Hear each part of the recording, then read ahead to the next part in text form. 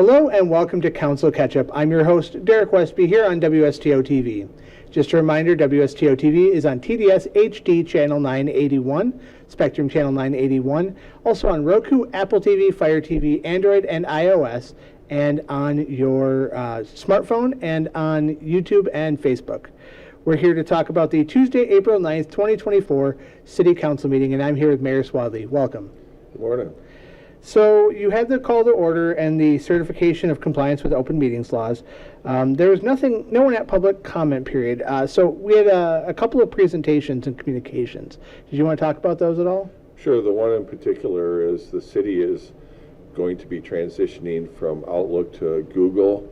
So we're calling it the Google migration. And really it's going to affect mostly city operations on the forms that we use, whether it's our email or our Excel type documents will be converted over to the Google version of it and things like that. For the public, we think that it's going to make the packets more user friendly, and our IT department was there last night to explain that, and I think Derek could probably give you a better background on how that'll look. Yeah, so for the packets, there'll be a Google folder of all the documents now. So it'll have the agenda and all the documents, so you won't have to use Adobe Reader to open it, because we've had a lot of issues with the public trying to open packets. And it'll also change how they meet hybrid and virtually, because we're going to go away from Zoom and go towards Google Meet. So that's the only thing really the public will see. On the staff side, they'll see some minor changes. It'll be a slight change in how they operate, but I think everybody will get the hang of it soon. Yeah, my understanding is we're transitioning because really that's what the younger adults and our kids are learning in school, or they're learning the Google formatting. So we're trying to really align ourselves with what the school districts and universities are doing. So it's going to be a big transition for us, but we think it'll be good for us and the public. And then I also understand there'll be some cost savings, but that's not really the main driver. Correct. All right, so let's move on. Is there anything from the consent agenda that you need to talk about? Really the only thing that I highlighted in there is the Taste of Stoughton will occur again this year at Nordic Ridge Park, and they had to apply for their special events permit, and that was approved. Awesome. So then there was nothing under old business. Under new business, an annexation of 2464 County Highway A. So first of all, what is an annexation, and then why did we annex this property?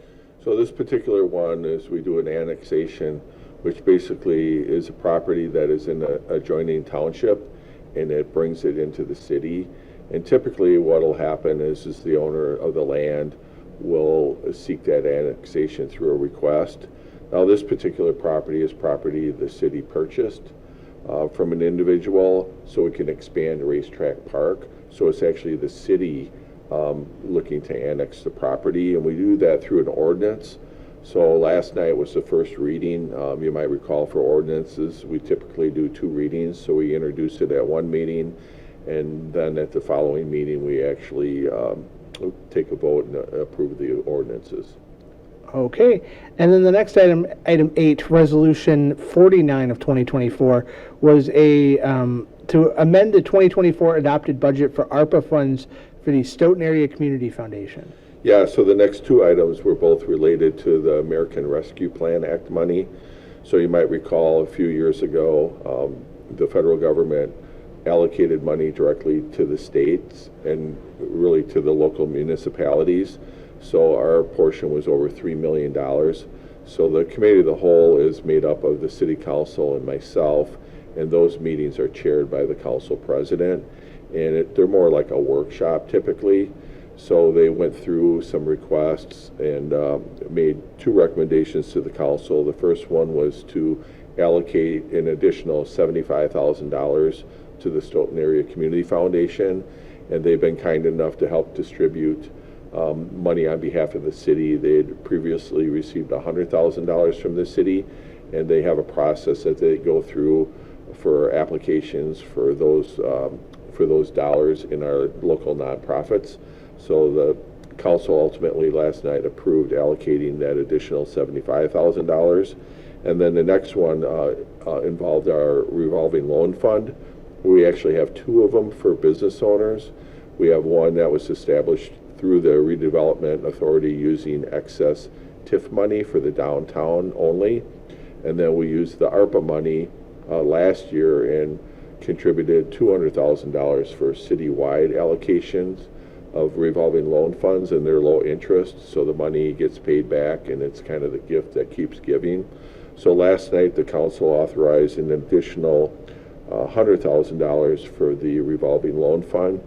Right now that program has become really popular, and we actually have $50,000 more of requests than we had money to cover, and then we have other folks that are interested in acquiring some of those funds as well, and they can use that money for their operations or their businesses, so if they need inventory or equipment, or they could use that money to make improvements to their buildings. And especially in the downtown, we really love to see the business owners and the building owners reinvesting in their properties and their businesses.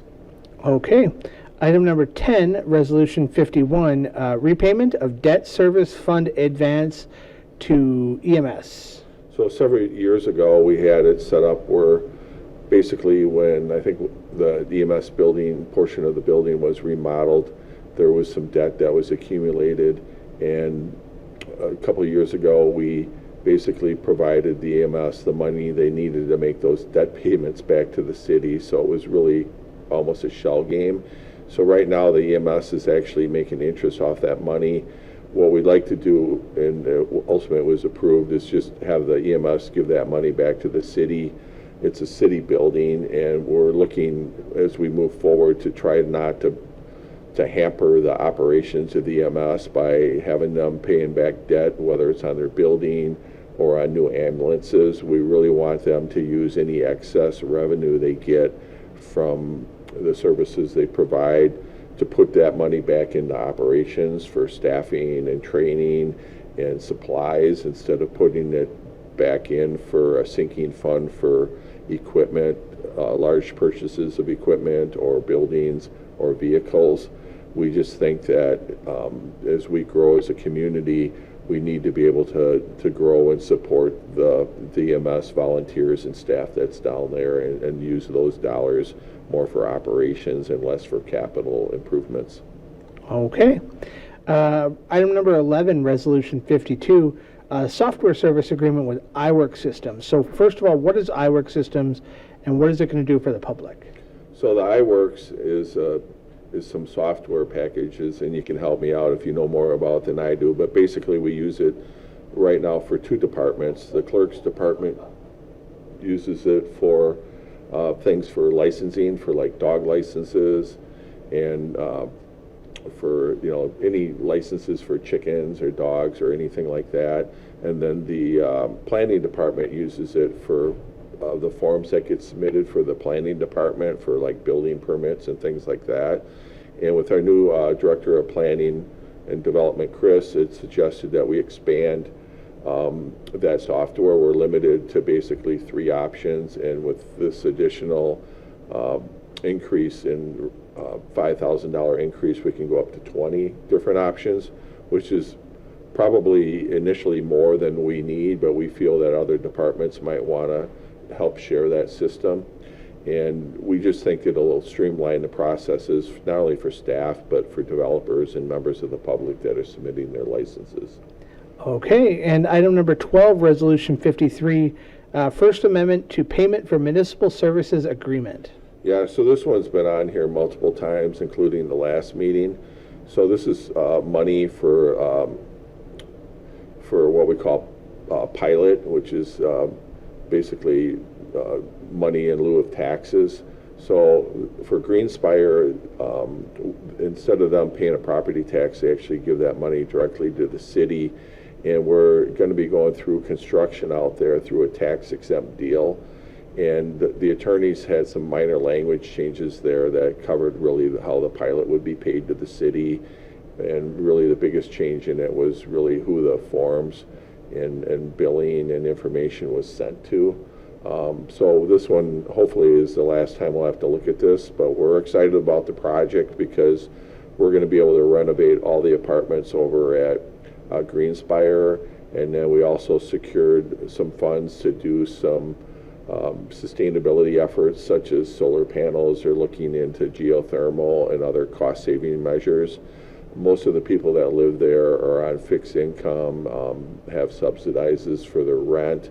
So for us to be able to provide them basically a remodeled apartment that has amenities that would include ADA accessibility upgrades, new countertops and flooring and things like that will be really amazing for them. And then to be able to provide basically energy efficiencies that will minimize, if not eliminate, their electric bill, because each of those units are heated individually and cooled individually. By putting the sustainability items into the building, those folks that are on fixed income will have more money, to help pay for some of their other needs. All right. And then the last two items on the agenda, Resolution 54 and 55, came from Planning Commission. Can you talk about those a little bit? Sure. These are two that we're at the Plan Commission. We do need to hold a public hearing for them yet. So the Plan Commission approved them contingent on the public hearing. On many rezoning, which this falls under, we have to do a public notice for 2 weeks ahead of the approval. So both these items will come back to the City Council in May. The first one is we have somebody that wants to take a residential home and turn it into a 2-flat. So basically they have to do a conditional use permit, which is basically changing the use of the building from a single to a multifamily. So that's why that one is on there. And then the second one is we have a business that wants to open, and it's in the downtown, and it's a use that's consistent with what's allowed downtown. So one of the things our new planning director, Chris, wants to do is really do a deep dive into our ordinances and into our zoning and try to simplify. We have multiple different zoning categories, and we're going to try to reduce them down to make things less cumbersome. And then on these conditional uses, what we'd like to do is make them permitted use or not, because it really gets to be challenging under the Act 67 was passed a few years ago at the state level to really stop a project based simply on feedback. You have to do traffic studies or be able to actually prove that it's going to be detrimental to neighborhoods. And oftentimes, when something new gets done or remodeled, the neighbors aren't comfortable with that. And under that law, we really don't have a choice unless we can demonstrate it's really going to be a hardship for the surrounding neighbors, and the burden's kind of on the city and the neighbors to be able to demonstrate that, which is difficult to do because you don't know until after it occurs, and by then it's too late. So the law has been really cumbersome, and one of our projects in the next few years is to really go through and look at our ordinances and try to upgrade them, which I think will create efficiencies not only for us, but for people that want to do projects or open up businesses. Okay, sounds good. That's all we had for Council Catch Up. We'll see you next time right here on WSTO TV. Have a great day.